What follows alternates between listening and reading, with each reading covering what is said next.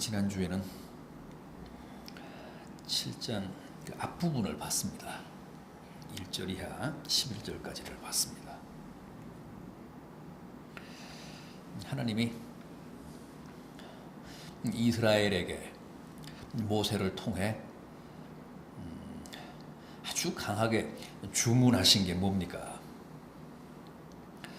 가나안에 들어가면 가나안 원주민들을 용서하지 말라는 겁니다.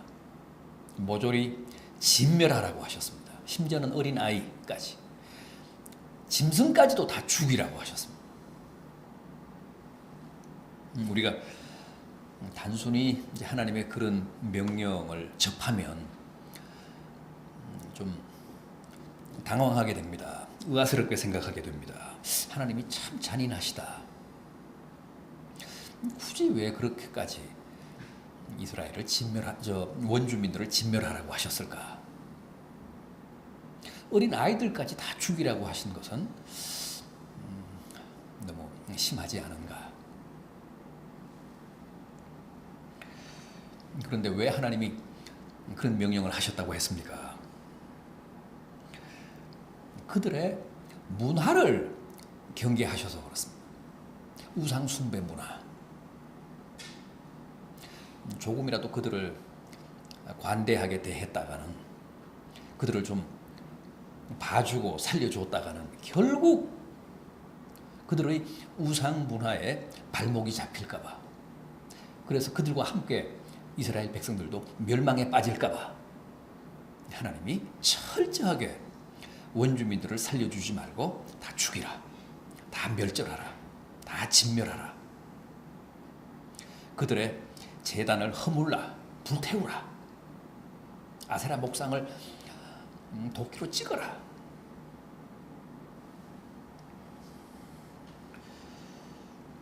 지난 시간에는 그런 내용을 우리가 살펴봤습니다. 우상 문화에 빠져서 결국 하나님을 멀리하고 영적으로 깊이 타락할까봐 하나님이 그렇게 심한 주문을 하셨다. 오늘은 그런 내용입니다. 우리가 생각할 때 그게 아무리 과격한 말씀이고 극단한 하나님의 명령이라고 해도 우리가 그 하나님의 법도와 규례와 율법을 반드시 따르고 지켜야 하는 이유는, 그래야 이 땅에 사는 동안, 당시 이스라엘로 말하면 가나안에 들어가서 정착하는 동안 하나님이 누누이 약속하신 은혜와 축복을 누릴 수 있기 때문이라고 합니다.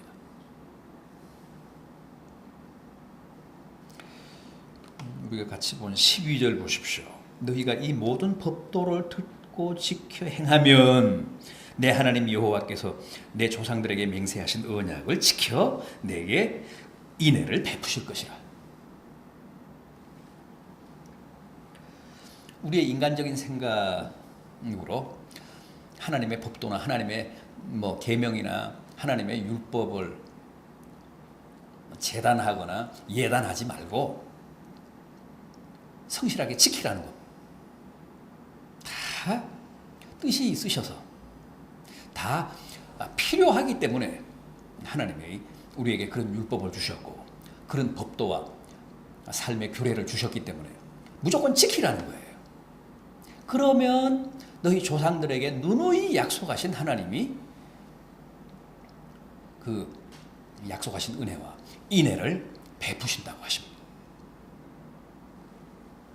그러시면서 과연 우리가 하나님의 법도와 규례를 지킬 때 가나안에 들어가서 혹은 이 땅에 살아가면서 누리게 될 은혜와 축복이 어떤 것인지를 말씀하고 있습니다. 그게 오늘 우리가 함께 본 본문의 내용입니다.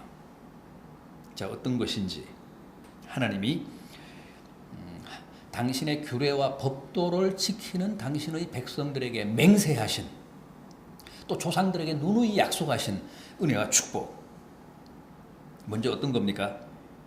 생산과 번성의 복입니다. 13절 보십시오. 곧 너를 사랑하시고 복을 주사 너를 번성하게 하시되 내게 주리라고 내 조상들에게 맹세하신 땅에서 내 소생에게 은혜를 베푸시며 내 토지 소산과 곡식과 포도주와 기름을 풍성하게 하시고 내 소와 양을 번식하게 하신다.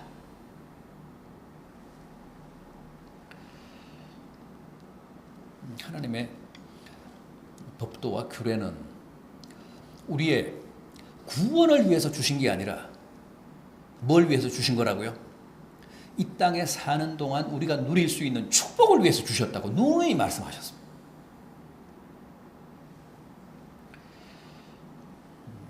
그게 아무리 우리가 생각할 때 지키기가 벅찬 말씀이라고 해도 때로는 그게 가혹한 하나님의 계명이라고 해도 우리가 반드시 지키고 행하면 내 몸의 소생과 토지의 소산과 짐승의 새끼들이 큰 번성을 누리게 된다고 합니다. 이어지는 14절도 보십시오. 내가 복을 받음이 만민보다 훨씬 더하여 너희 중에 남녀와 너희의 짐승의 암수에 생육하지 못함이 없을 것이며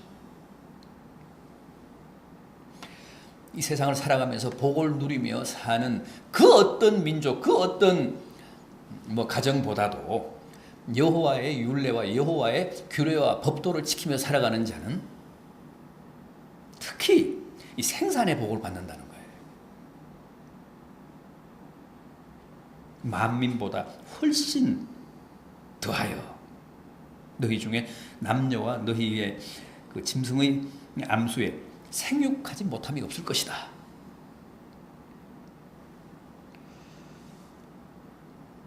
예나 지금이나 어느 가정이든 또 어느 민족이든 이 생산과 번성의 복을 누려야 이 땅을 사는 동안 정말 누구보다도 잘 살 수 있습니다.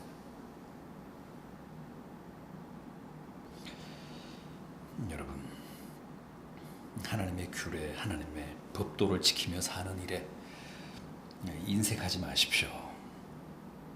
하나님이나 무슨 남을 위해서가 아니라 자신과 자신의 가정의 생산과 번성을 위해 하나님의 법도를 힘껏 지키며 사십시오.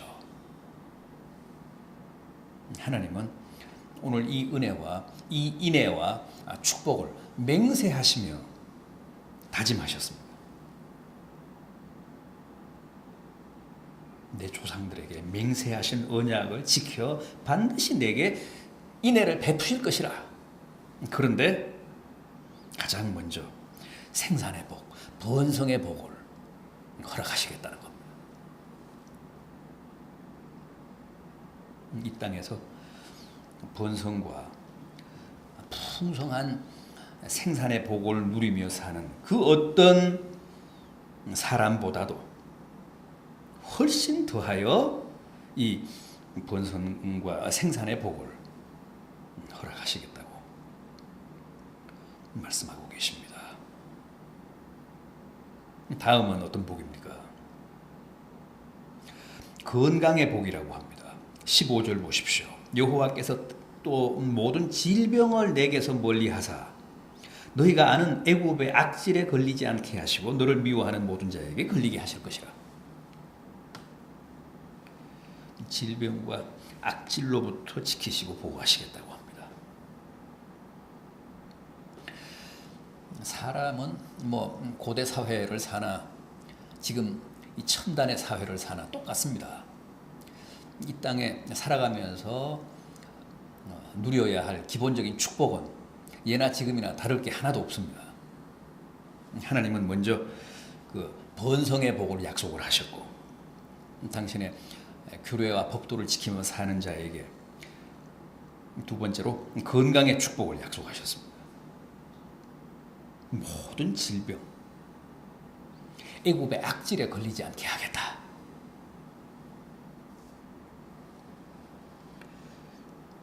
아니 이 시대 우리들에게는 더 절실한 복이 아닐 수 없습니다. 요즘은 질병과 악질이 얼마나 많은지 정말 살아가는 것 자체가 큰 모험입니다. 질병과 악질이 치명적인 올무 아닙니까?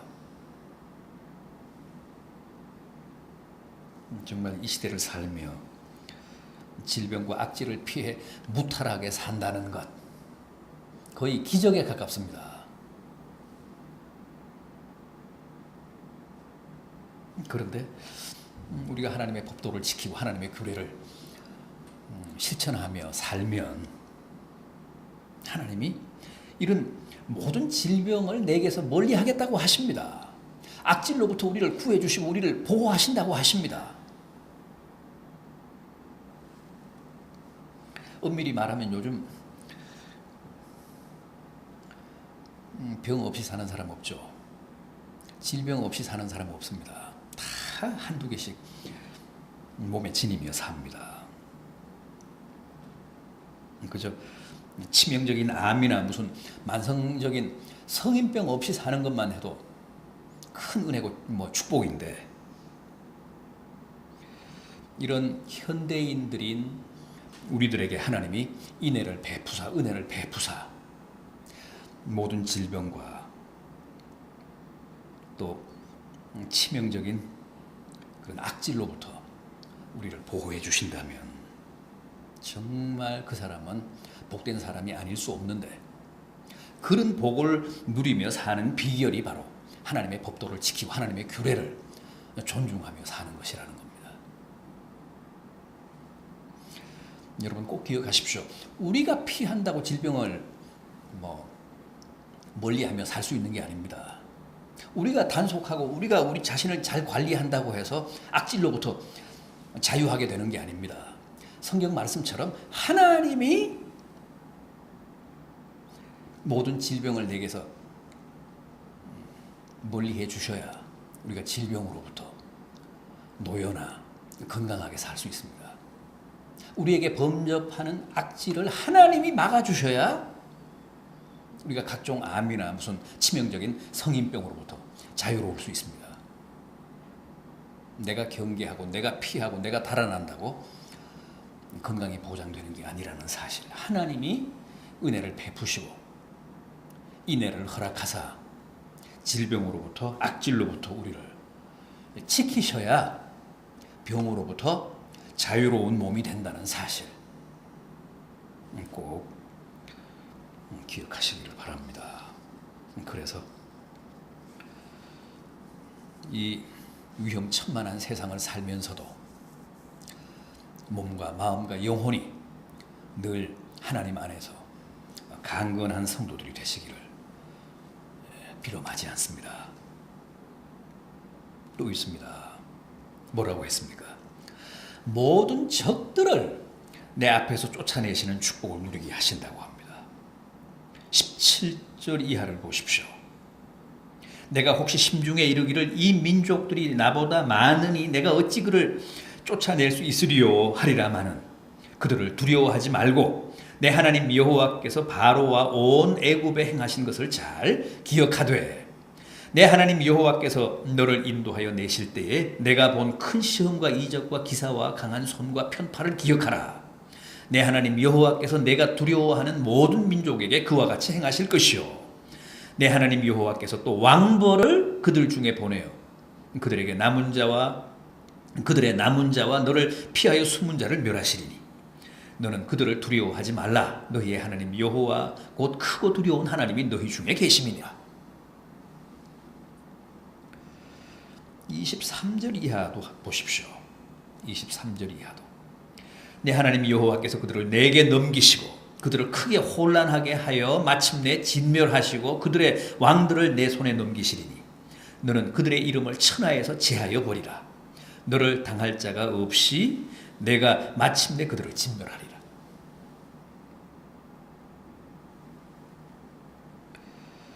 당시 이스라엘은 실제 그렇게 생각하며 두려워 떨었습니다.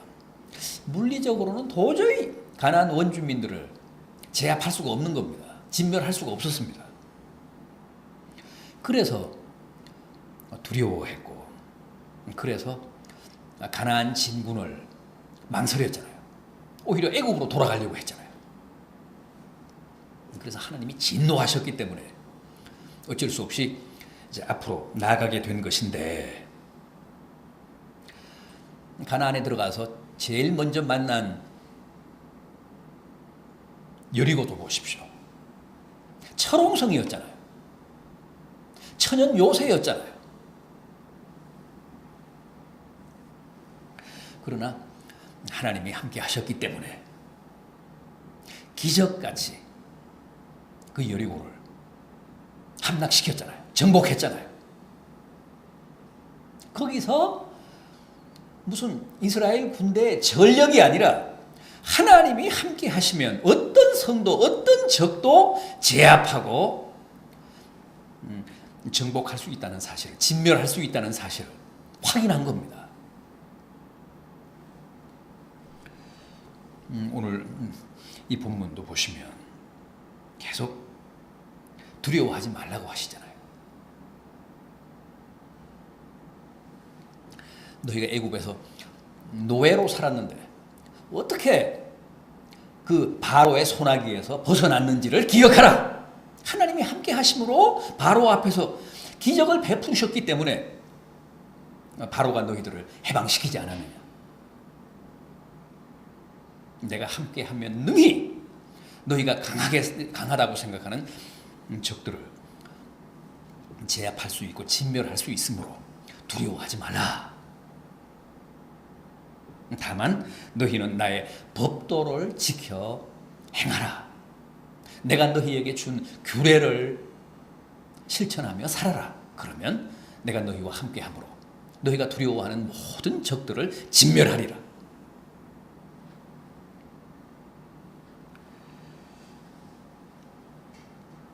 사실 우리도 지금 그런 시대를 살아가고 있습니다. 주변에 적들이 널렸는데 그 모든 적들이 우리보다 강합니다.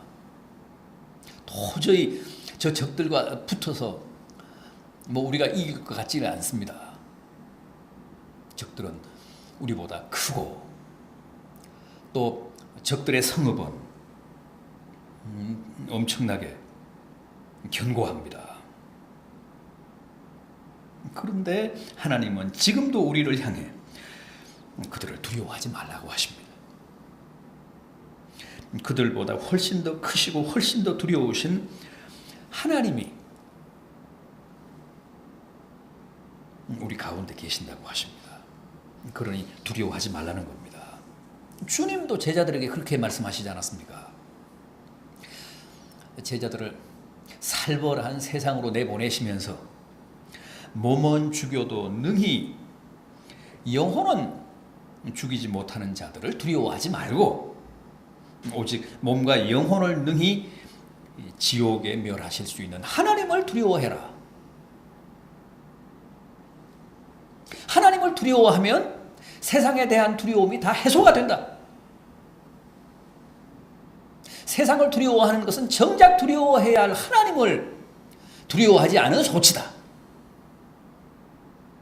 세상은 기껏 해봐야 우리의 몸밖에는 우리의 육체밖에는 해할 수가 없다. 그러나 하나님은 우리의 육체와 영혼을 함께 지옥에 멸하실 수 있는 정말 우리가 궁극적으로 두려워해야 할 분이다. 따라서 하나님을 두려워하고 그 두려운 하나님을 중심에 모시고 세상에 나가면 결코 세상이 너희를 해하지도 못하고 너희가 세상을 두려워하지도 않게 될 것이다. 그렇게 위로하시고 그렇게 격려하시며 둘씩 짝지어 제자들을 세상으로 내보내셨잖아요. 여러분, 세상 사람들이 나를 위협할 때, 적들이 나를 해치려고 위협할 때 너무 두려워하지 마십시오. 우리가 두려워해야 할 분은 따로 있습니다. 하나님이십니다. 하나님을 두려워하면 세상에 대한 두려움이 사라집니다. 해소가 됩니다. 따라서 세상을 두려워한다는 것은 불신앙이라는 거죠. 정말 두려워해야 할 하나님을 두려워하지 않는 불신앙이라는 거예요. 부디 가장 크시고 가장 위대하시고 가장 두려우신 하나님을 중심에 모십시오. 그 하나님이 모든 우리의 세상 적을 대신 제압해 주신다고 하셨습니다. 우리 대신 가장 크신 하나님이 우리의 적과 싸워 주신다고 하셨습니다. 그래서 우리의 대적, 우리의 난적을 능히 제압하시고 우리로 하여금 그들을 다 진멸하게 하신다고 했습니다. 24절을 보면 그들의 왕을 내 손에 넘기신다. 그들의 이름을 천하에서 제하여 버린다. 너를 당할 자가 없다. 그런 말씀을 계속 하시는데 이것은 우리로 하여금 적을 완벽하게 진멸하게 하신다는 뜻입니다.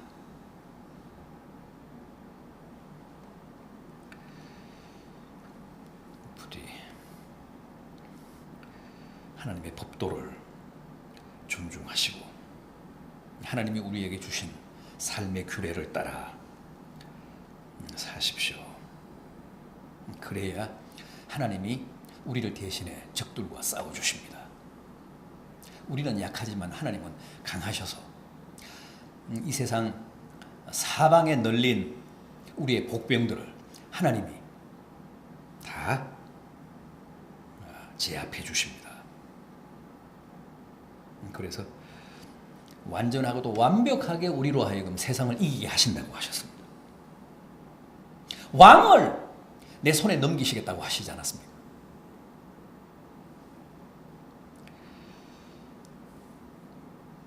그러시면서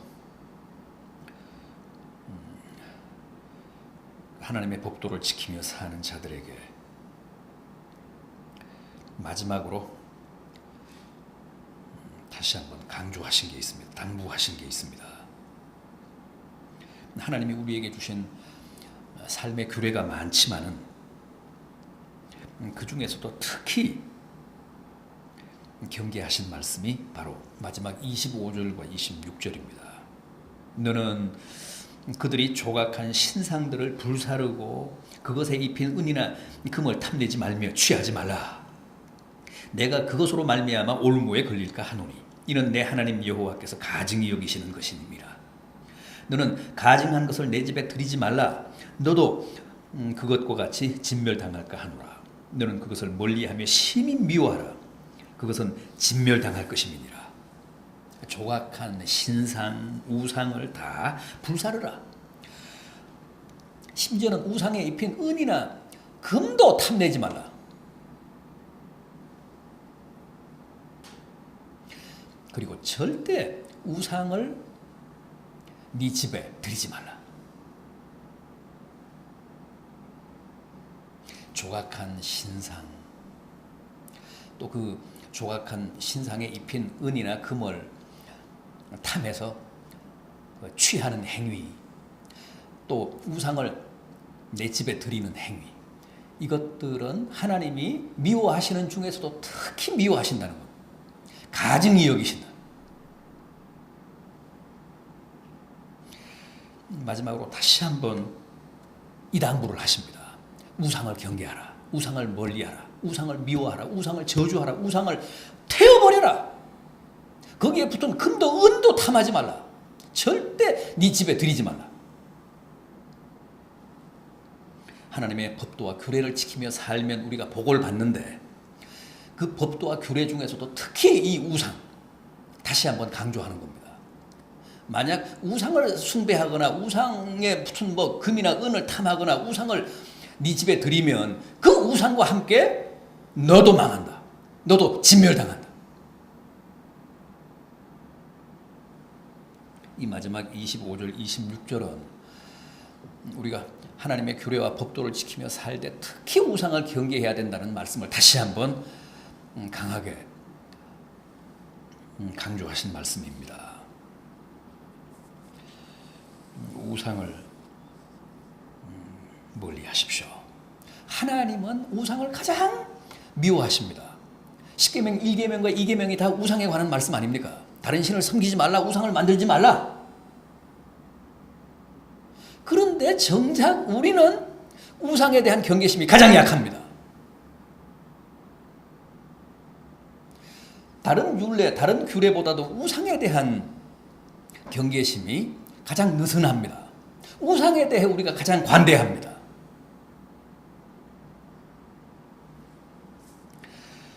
이 점도 우리가 절대 놓쳐서는 안 됩니다. 하나님이 가장 싫어하시고 하나님이 가장 가증하게 여기시는 죄악이 우상의 그 관대한 행위, 우상 숭배에 대해 철저하지 못하고 그 느슨한 경계심, 절대 우상 숭배의 함정이나 올무에 빠져서는 안 된다는 사실, 마지막으로 강조하신 이 말씀을 다시 한번 기억하시며 오늘 말씀은 여기까지 하도록 하겠습니다. 기도하겠습니다.